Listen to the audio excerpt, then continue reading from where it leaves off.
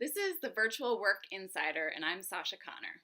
Virtual meetings are a necessary evil in today's world, where team members are distributed across the country and across the globe. I've been working remotely since 2010, and I have been in hundreds of hours of virtual team meetings.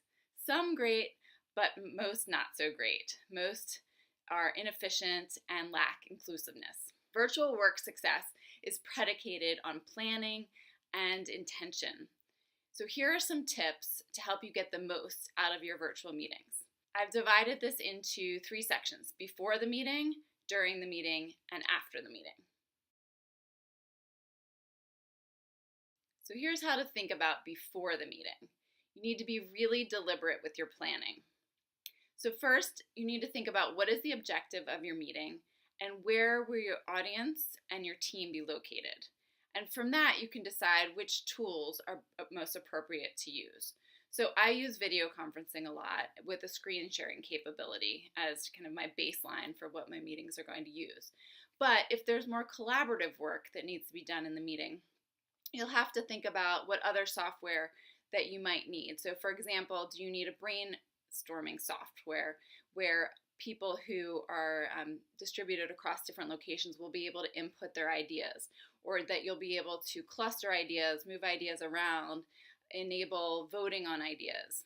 So it's important to understand what your objective is and who your audience will be. It's also the worst when you waste the first 10 minutes of your virtual meeting trying to get the tech to work.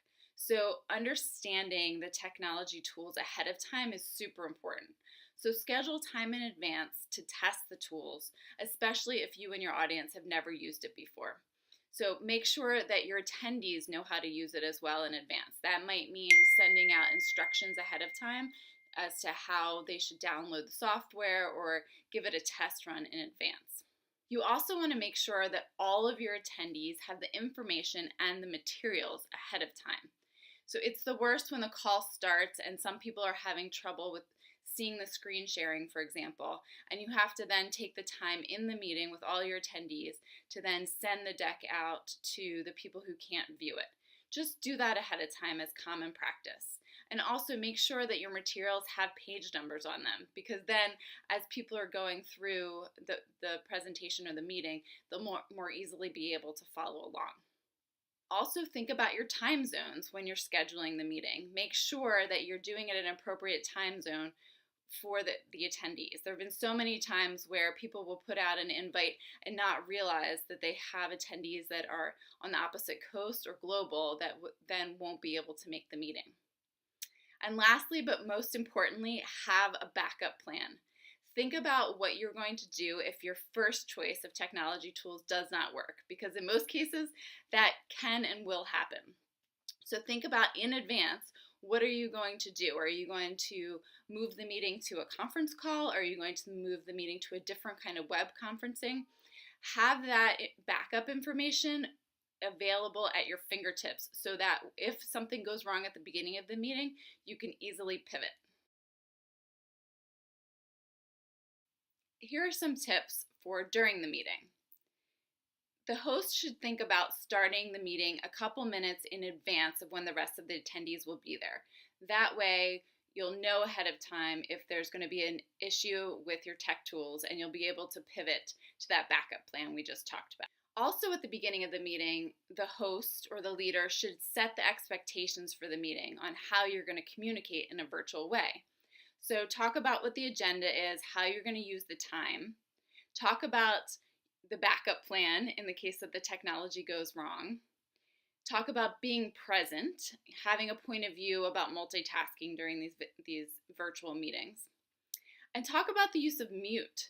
So it is important for virtual attendees to be on mute, given that there's often background noise or it causes some feedback for the other people who are listening. But mute actually should be an active button that you're pressing, because you want to be able to get into the conversation. So don't let mute become that barrier that creates more of a virtual distance with your audience. So think about having an icebreaker. So to overcome the virtual distance, get people comfortable with talking early in the meeting, and that will enable people to better contribute during the rest of the meeting. If you have a hybrid team, which a lot of the teams that I work with are a hybrid team of fully virtual people and then people who are in conference rooms co-located. If you have this kind of hybrid team during a meeting, have a buddy in the room who you can use to troubleshoot if there are tech problems in the conference room, for example. Have that buddy who can take photos of things that are in that room that the virtual people might not be able to see as easily, and they can take photos and send it out as the meeting is happening.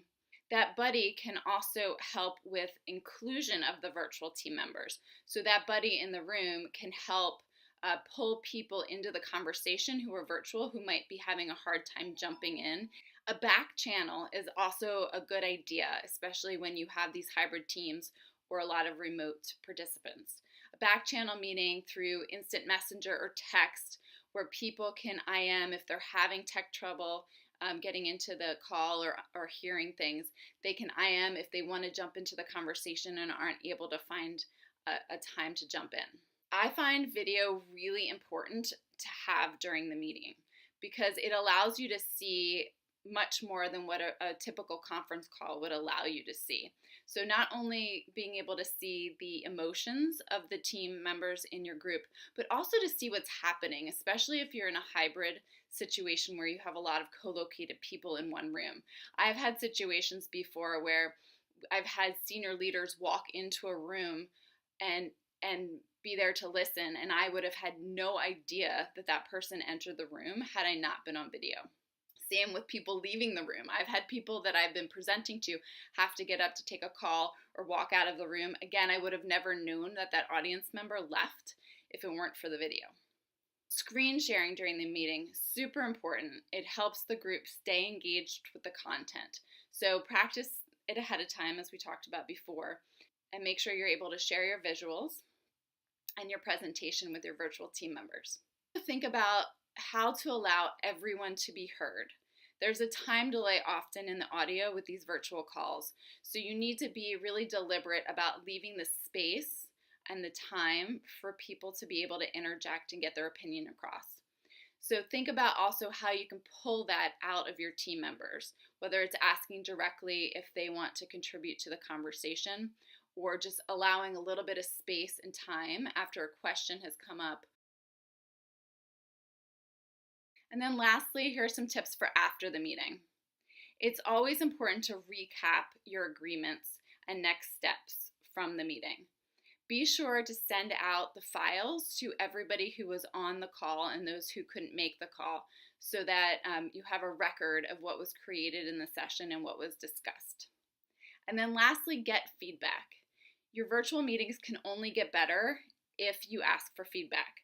So find out from your participants what worked, what didn't work, what would they like to see different for the next time. Good luck in your next virtual meeting. I hope these tips have helped. And I would love to hear any tips that you have. So please feel free to leave your thoughts below in the comments section.